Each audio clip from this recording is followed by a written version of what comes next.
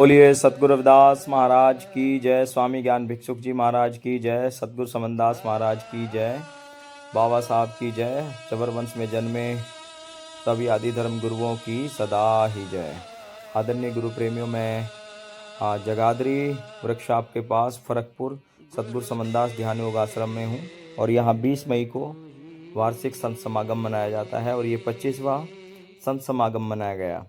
ये अखिल भारतीय संत शिरोमणि सतगुरु रविदास मिशन के तत्वाधान में मनाया जाता है, जिसके अध्यक्ष संस्थापक सतगुरु स्वामी समनदास महाराज जी है। उन्हीं का ये आश्रम है, जहाँ पर प्रबंधक जो हैं आचार्य कंवरपाल जी महाराज सेवारत हैं और अपनी कार्यशैली से हरियाणा में एक विशेष पहचान रखते हैं। इनका बहुत उत्तम कार्य है और बहुत नौजवान महात्मा है, बहुत सारी संगत इन्होंने यहाँ अपने परिसर और मेहनत से जोड़ी है और ये मिशन का बहुत अच्छा कार्य कर रहे हैं। आचार्य कंवरपाल जी द्वारा यहाँ सैकड़ों संतों की उपस्थिति में विशालकाय सत्संग मनाया जाता है, जिसमें बड़े बड़े विद्वान ज्ञानी ध्यानी तपस्वी साधु संत आकर के अपने मुखारबिंद से साथ संगत को निहाल करते हैं साथ संगत को। और मिशन का ये कहना है कि सबको शिक्षा सबको दीक्षा मिले सभी को अनधन, और सबके हित की बात करता है सतगुरु रविदास मिशन। तो ये सतगुरु रविदास मिशन के सिपाही हैं आचार्य जी कंवरपाल जी। इनके अलावा भी हजारों संत इस मुहिम में लगे हुए हैं और ये आश्रम जिला यमुनानगर के फरकपुर में पड़ता है, जगाधरी वृक्षाप के पास। इसकी कार्यशैली बहुत अच्छी है, इनका टीम वर्क भी बहुत बढ़िया है और यहाँ के जो सहयोगी हैं महिला पुरुष सभी जो लोग आश्रम से जुड़े हुए हैं वो भरपूर तन मन धन से सेवा करते हैं आश्रम में। और आई गई संगत का 20 मई को तो यहाँ विशाल काय एक समागम आप देख रहे हैं, बहुत भारी भीड़ होती है और एक बाहर भी मेला के रूप में लगता है। बहुत अलग अलग जिलों से प्रदेशों से लोग यहाँ अब प्रवचन सुनने के आते हैं। और सत्संग परंपरा तो आपको पता ही है कि जिसे सतगुरु रविदास महाराज जी के अलावा जो आदि धर्म गुरु परंपरा है, संत परंपरा है, वो चलती आ रही है निरंतर। तो अपने मूल वंश आध्यात्मिक ज्ञान को बचाए रखने के लिए उसको लोगों तक प्रसारित करना पड़ता है और उसका एक सबसे अच्छा जरिया है कि सत्संग। और सत्संग भी ये स्वामी समनदास महाराज जी ने हमारे जितने भी अखिल भारतीय सतगुरु रविदास मिशन के सत्संग होते हैं वो रात्रि में ही होते हैं, क्योंकि उनका मानना था कि हम उस समाज से आते हैं, बहुत दबा कुचला समाज था, गरीबी रेखा में था, ताकि लोग अपने काम धंधों से फ्री होकर के रात में आराम से सत्संग सुने। दिन में अगर गर्मी में प्रोग्राम करते हैं बहुत धूप होती है, बहुत बड़ी व्यवस्था करनी पड़ती है, तो रात्रि में अपना खुले आसमान के नीचे एक अच्छा आयोजन हो जाता है। और आचार्य जी का जो यहाँ का प्रबंध और व्यवस्था है एक नंबर की, साफ़ सुथरा, साधु संतों का एक बहुत बड़ा ऊंचा मंच और एक अतिथियों का जो आते हैं उनका सत्कार। फिर उसके लिए जो है पंडाल में कूलर लगाए गए, फ़ैन लगाए गए, लाइटें और पूरी तरह बड़ा प्रबंध होता है एक, ताकि लोगों को किसी प्रकार की असुविधा ना हो, लोग आराम से बैठ कर के अपने बच्चों के साथ में गुरु महाराज जी की महिमा को सुन सकें, उनके सत्संग को सुन सकें। गुरु रविदास जी ने सत्संग को ही माध्यम बताया है जीव के पार उतरने के लिए, और आश्रम के द्वारा बहुत महान कार्य भी किए जाते हैं आचार्य द्वारा। और ये 25वां स्थापना दिवस था और आचार्य जी ने इस 25वें स्थापना दिवस पर अपनी 50वीं पुस्तक भी प्रकाशित की, जिसमें लगभग 250 नियम लिखे हुए हैं स्वास्थ्य संबंधित। तो आचार्य जी एक बढ़िया अच्छे कलम के धनी भी हैं, वो समाज हित में जो है कुछ ना कुछ लिखते रहते हैं। समाज, इनका प्रयास है कि समाज को कुछ हमारे द्वारा दिया जाए गुरु महाराज के द्वारा। और अपने इन्होंने 150, आजकल जो है आपको पता ही है कि स्वास्थ्य में लोग जो है काफ़ी परेशान रहते हैं, हर कोई आदमी किसी ना किसी चीज़ से ग्रस्त है। तो 150 प्रोडक्ट जो है इन्होंने अपने द्वारा जो है रिसर्च करके उनको तैयार किया है। वो खाने से संबंधित हैं, चूर्ण है, पेस्ट हैं, बहुत सारी चीज़ें हैं उसमें। तो आचार्य जी ने ये जेमिनस के नाम से जो है 150 प्रोडक्ट, पहले शिरोमणि आयुर्वेदा के नाम से थे, अभी चला रहे हैं। और इतना ही नहीं, आचार्य कंवरपाल महाराज जी द्वारा जो है अभी 16 मार्च को निःशुल्क जो है आँखों के लगभग 100 लेंस का एक कैंप लगाया गया था, जिसमें एक सप्ताह के अंदर 100 लेंस लोगों को ज़रूरतमंद लोगों को डलवाए गए।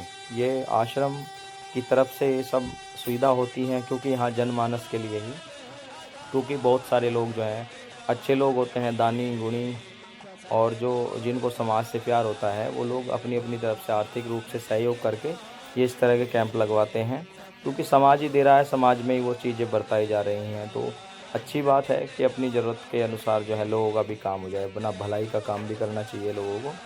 तो 100 लेंस जो हैं आचार्य कंवरपाल जी के द्वारा जो है आश्रम के द्वारा यहाँ लोगों को डलवाए गए थे एक सप्ताह के अंदर। और शहीद भगत सिंह जी की शहीदी दिवस पर लगभग 103 यूनिट ब्लड डोनेट भी किया गया था।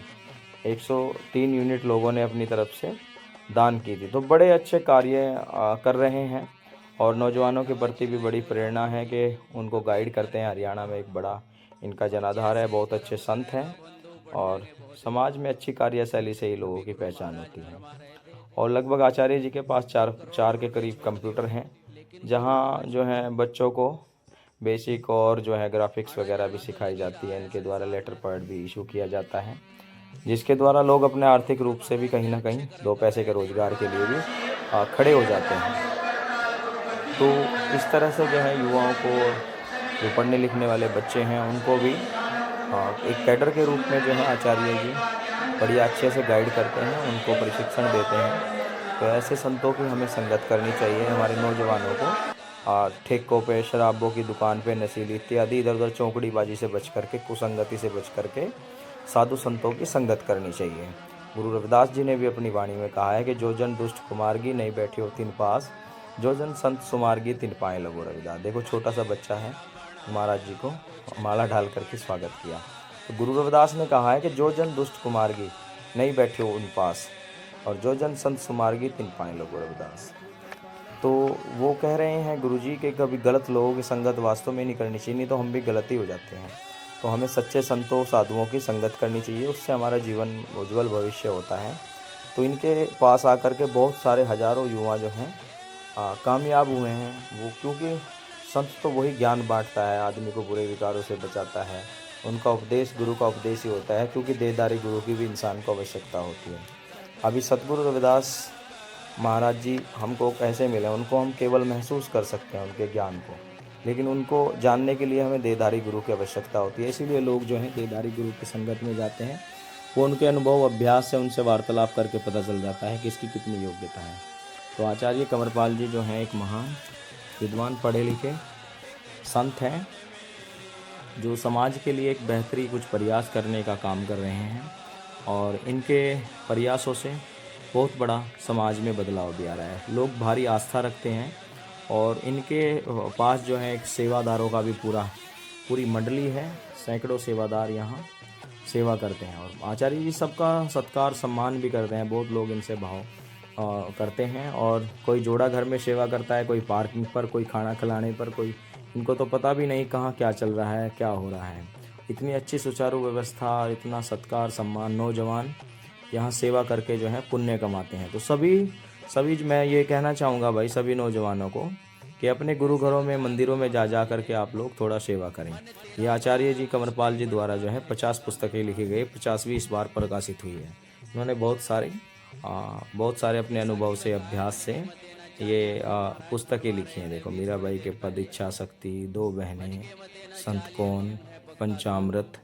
तो एक अच्छा कार्य कर रहे हैं, समाज को कुछ देने का इनका प्रयास है। ये आचार्य कंवरपाल जी का ज्ञानवर्धक पुस्तकें, तो ये इनका अपना स्टॉल लगता है। यहाँ इनके द्वारा सेवादारों के द्वारा जो है लोगों को जानकारी, और ये इनके द्वारा जो है प्रोडक्ट हैं, लेमन, तुलसी, चाहे वो फेस वॉश हो, सोप हो, शैम्पू हो, और ये हर्बल चाय हैं। बहुत सारी चीज़ें हैं, बहुत सारे विषयों पर जो है आचार्य जी ने काम किया है। तो समाज में भाई बहुत सारे लोग जो हैं सपोर्ट भी करते हैं, क्योंकि सामाजिक सहयोग से ये सब काम होते हैं। देखिए जितने भी आश्रम, मंदिर, देवालय सब चलते हैं, इनमें समाज का सहयोग होता है। और ऐसा नहीं है कि सभी लोग करते हैं, लेकिन करते हैं बहुत लोग। जिनकी आस्था होती है, जो समाज में को जिनके पास कुछ है, गुरु महाराज ने दया की हुई है, जिनके अंदर भाव है अपने समाज के प्रति, वो लोग कुछ ना कुछ दान के रूप में, कोई रेफ्रिजरेटर ठंडे पानी की मशीन लगवाता है, कोई कुछ करवाता है, कोई एजुकेशन पर खर्चता है, कोई स्कूल पर, कोई गुरु घर में, कोई संतों पर। तो ऐसे ही ये सब काम जो है समाज में, समाज का पैसा फिर समाज में ही चला जाता है। हमारे आश्रम मंदिर और आश्रम मंदिरों की तरह नहीं होते कि जो आया उसमें परिवार या अपने बाल बच्चों के लालन पालन के लिए ही होते हैं। वो समाज का पैसा समाज में निर्भर किया जाता है। बहुत अच्छा बिल्डिंग ये भवन है आचार्य जी का, यहाँ जो मंदिर बनाया हुआ है गुरु रविदास मंदिर। अभी यहाँ आचार्य जी हैं, इसमें भी बड़ी भीड़ लगी रहती है मंदिर में मत्था टेकने को। अभी पंडाल की ओर प्रवेश करने जा रहे हैं। तो बहुत सारे युवा बुजुर्ग जो हैं, आप ये देखिए कि नौजवान को एक बुजुर्ग महात्मा भी बंदगी कर रहा है, तो क्योंकि और साधु संत किसी को बंदगी करते हैं तो उसकी योग्यता के आधार पर ही की जाती है। तो इनका सेवादारों का भी पूरा जत्था है इनके पास। और ऊण जो जहाँ स्वामी ज्ञान भिक्षुक जो सतगुरु समनदास जी के गुरु थे, ऊण गद्दी पर भी एक विशालकाय आचार्य जी द्वारा जो है एक मंदिर का निर्माण कराया जा रहा है, जो मंदिर देखने लायक होगा। उनका उसका भी बड़े अच्छी हाई लिस्ट में उस मंदिर का भी नाम होगा। अभी निर्माण कार्य चल रहा है। लेकिन क्या होता है कि बड़े प्रोजेक्ट होते हैं, बहुत पैसा इनमें लगता है। और मिशन की ये नियम भी है कि रसीद पत्तियाँ नहीं काटी जाती, रसीदें नहीं भरते। बहुत कम जो हैं लोग अपनी श्रद्धा अनुसार सभी लोग दान करते हैं। किसी को फोर्स नहीं किया जाता कि तुम ये दे दो वो दे दो। जिसकी जो इच्छा होती है बता देते हैं, भाई वहाँ गुरु घर में काम चल रहा है। तो ये आचार्य जी भी पंडाल में आए हैं और महाराज को ये नमस्कार और बंदगी कर रहे हैं। और ये मिशन की गुरु गद्दी है, गुरु रविदास, गुरु ज्ञान भिक्षुकदास, सतगुरु समनदास। और अब यहाँ आचार्य जी बैठेंगे और संगत की यहाँ बंदगी चलती हैं, क्योंकि इनका भी अपना जीवन का बड़ा मूल्य योगदान होता है कि अपने जीवन को समर्पित करते हैं। एक गृहस्थ छोड़ करके, सब घर परिवार कुनबा खानदान छोड़ करके समाज को अपना परिवार मानते हैं। समाज में अपने आप को त्यागी पुरुष के रूप में एक पहचान दे करके समाज सेवा करते हैं। ऐसे बहुत सारे महात्मा हैं। और महाराज श्री गोवर्धन दास जी की सानिध्य में ये रहे हैं। कहीं ना कहीं सोमदास जी और आचार्य कंवरपाल जी जो हैं, दोनों सहयोगी थे, महाराज जी की बड़ी सेवा की है। और गुरु का यही वचन होता है कि हम सभी का दायित्व बनता है कि सभी लोगों को कहीं ना कहीं ऐसे ही काम करने चाहिए कि हमारे गुरु का, हमारे सतगुरु का सर ऊंचा रहे, हमारी वजह से कभी हमारे महापुरुषों पर कोई उंगली ना उठाए। तो सम्मानजनक रूप से बहुत सारे कार्य आचार्य जी द्वारा किए जा रहे हैं। और यही चाहते हैं कि अपने सतगुरु का जो समनदास जी का वचन है, जो गुरु की चोट लगी हुई है, जो गुरु ने दिया है, हमको बताया है, उसको ही ये समाज में प्रकाशित कर रहे हैं, बांट रहे हैं। तो हम तो ऋणी हैं भाई, समाज सुधार में बड़ा योगदान है। आज समाज सम्मानजनक ज़िंदगी जी रहा है, दूसरे लोग भी देखने के लिए आते हैं हमारी व्यवस्थाओं को, हमारे लोगों को, रविदासियों को, चमारों को। तो चमार समाज को अब जागने का समय है, अब जाग जाना चाहिए सभी लोगों को। ये नहीं सोचना चाहिए किसका आश्रम है, किसका मंदिर है, क्या है। जहाँ जहाँ हमारे गुरु के आश्रम मंदिर है, सभी लोगों को जा करके वहाँ सेवा करनी चाहिए अपनी तरफ से।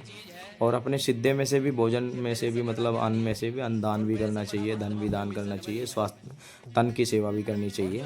इससे हमारा कर्म बनता है, बच्चों में भी एक नई ऊर्जा आती है। तो हम इसीलिए मैं आप सभी को ये निवेदन करता हूँ, क्योंकि भाई हम सब लोग तो जगह जगह जा कर के देखते हैं ये सब। देखो, इंसान ही जोड़ता है, धन इकट्ठा करता है, सब काम करता है, इंसान ही खिलाता है। इंसान ने ही टेंट लगाया, इंसान ही भंडारा खिला रहा है, इंसान को ही खिला रहा है, इंसान ने ही लाइट लगाई है, इंसान ही सत्संग सुन रहा है।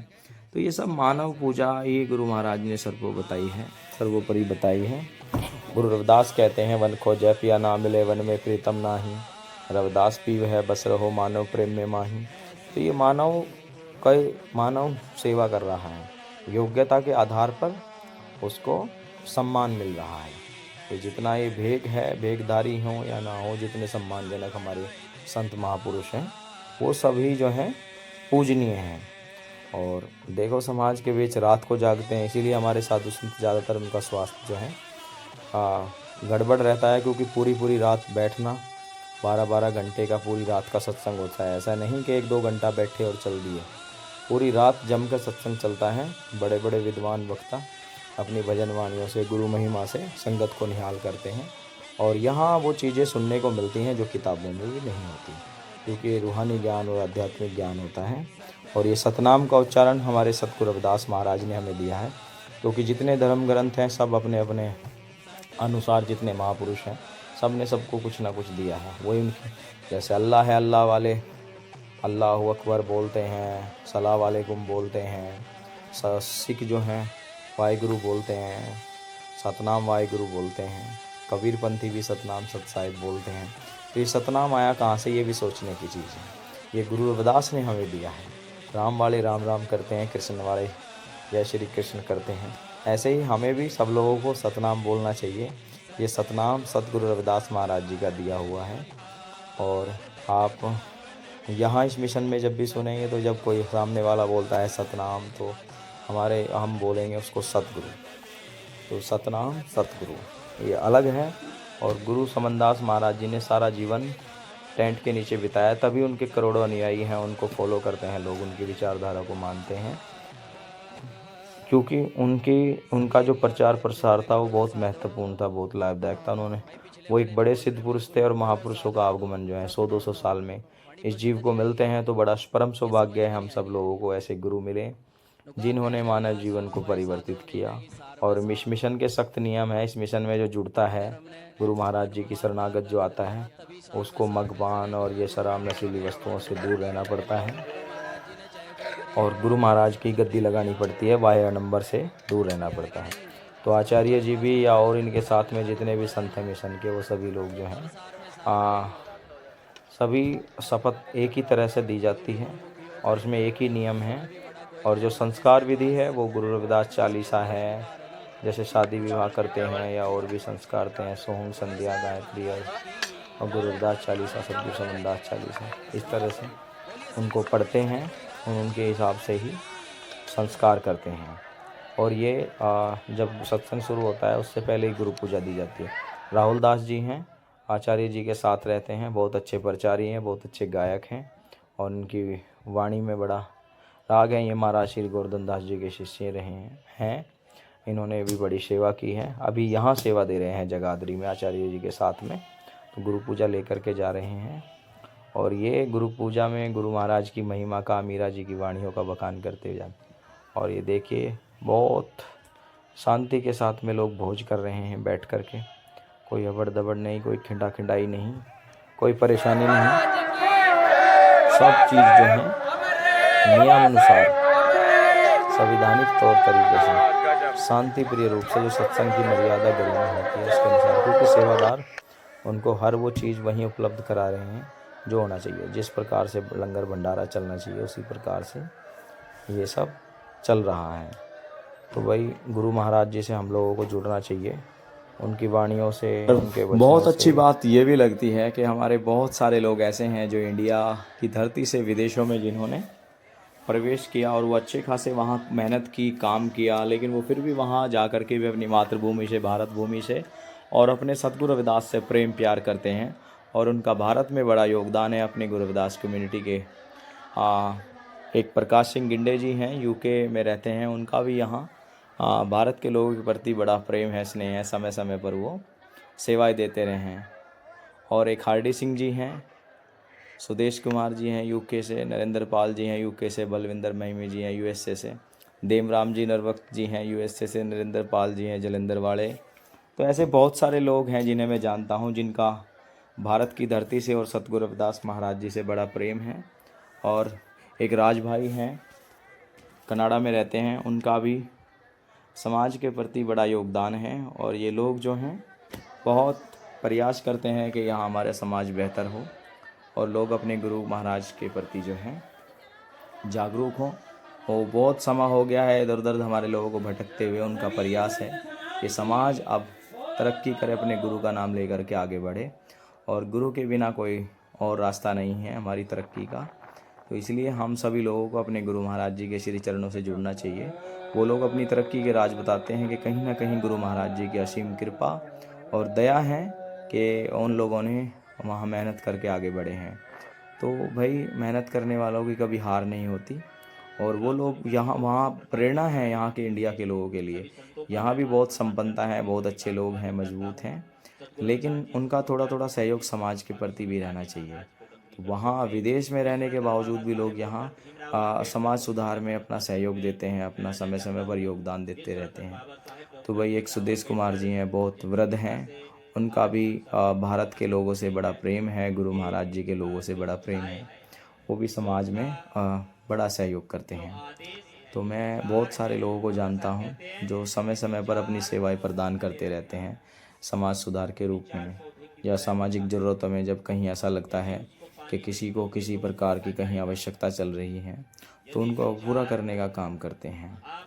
तो मैं मित्र सेन अपने चमार बुलेटिन यूट्यूब चैनल के माध्यम से आप सभी लोगों के लिए यूं ही अपना समय निकालते हैं ताकि हमारा समाज अब एक अपनी चीज़ों को देखे, अपनी संस्कृति में लौटे, अपने संतों गुरुओं की शरणागत आए। ये आचार्य जी हैं जिनकी कार्यशैली बहुत महान है, बहुत अच्छा है, बहुत बड़े विद्वान हैं, समाज के में बड़ा काम कर रहे हैं। तो ऐसे बच्चे को माँ किसी न किसी काम में उलझा देती है। तो उसको भी माँ ने कहा तू नमाज पढ़। नमाज पढ़ने का पता नहीं था उसको। कहता माँ नमाज पढ़ू तो पर मिलेगा क्या कुछ नमाज पढ़ने से? अब यहाँ पर थोड़ा सा समझेंगे। अच्छा क्यों सत्संग में क्यों आते हैं? कुछ मिलेगा? पूजा पाठ भजन किसी भी धर्म मजहब में चले जाओ करना पड़ता है, अपना अलग अलग भले ही तरीका हो, परंतु करते हैं। पर मन में होता है कि क्या मिलेगा। कोई घर की बरकत के लिए, सुख शांति के लिए करता है, कोई मन की शांति के लिए करता है, कोई रोजगार कारोबार में तरक्की के लिए करता है, यानी प्रतिफल की इच्छा। बचपन में वो बच्चा कहता है अपनी माँ से मैं नमाज पढ़ूंगा तो मुझे क्या मिलेगा? माँ ने कहा खजूर मिलेगा तुम्हें। अच्छा खजूर देगा कौन? खुदा देगा खजूर। अच्छा नमाज में कहना क्या है? कहना यह है कि बस ये कहते रहना ऐसे, जब माथा जमीन पर लगाओगे कहना खुदा मुझे खजूर दे दे। एक चटाई बिछानी है, चटाई बिछाई और बस ये कहना खुदा मुझे खजूर दे दे और सब भूल जाना। उसने कहा ठीक है। वो बच्चा जैसे ही माथा जमीन पर टेका और कहता है खुदा मुझे खजूर दे दे, और जब उसमें काम में मस्त हो गया माँ ने कपड़े में चार पांच खजूर लपेटे और चटाई के नीचे रख दिए। बच्चा उठा थोड़ी देर के बाद। और एक बात और है, कुछ लोग एक होने की बात करते हैं पर झुकते नहीं। कहते एक होना चाहिए पर चर्चा नहीं। एक होने के लिए तो मिलना पड़ता है, मिटना पड़ता है दोनों पक्ष को ही। एक पक्ष के मिटने से, एक पक्ष के झुकने से कुछ नहीं होता। जब तक दोनों नहीं झुकेंगे, दोनों नहीं मिलेंगे, एक जान तब तक नहीं मिलेगी।